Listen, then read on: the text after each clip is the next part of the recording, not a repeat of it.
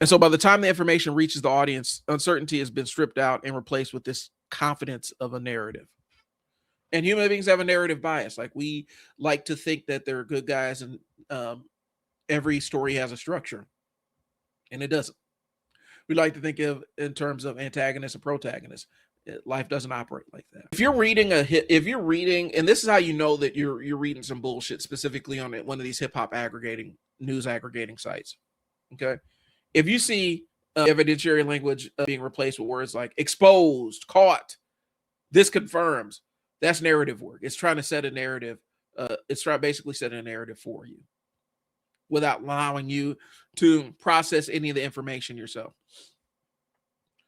And then we get the double-edged sword of, now we have the content aggregation hip hop journalism, but then you have the YouTuber who is reaction based, who's live streaming this stuff, and nobody's there to fact check them in real time.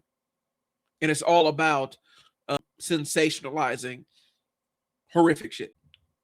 Reaction content and aggregation get mistaken as investigation because they're louder and more confident. Because investigation is unsure. You don't really know what the proof is until you actually do the digging.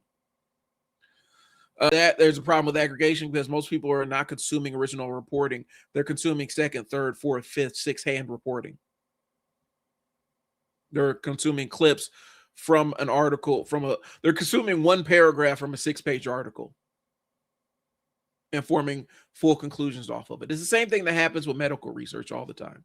That's why you shouldn't pay attention to any medical research that comes across on your newsfeed, because typically it's bullshit. They've extracted the piece that people can understand and comprehend and made that news. And pulling that out of context doesn't necessarily give any frame of reference for what the medical research was about.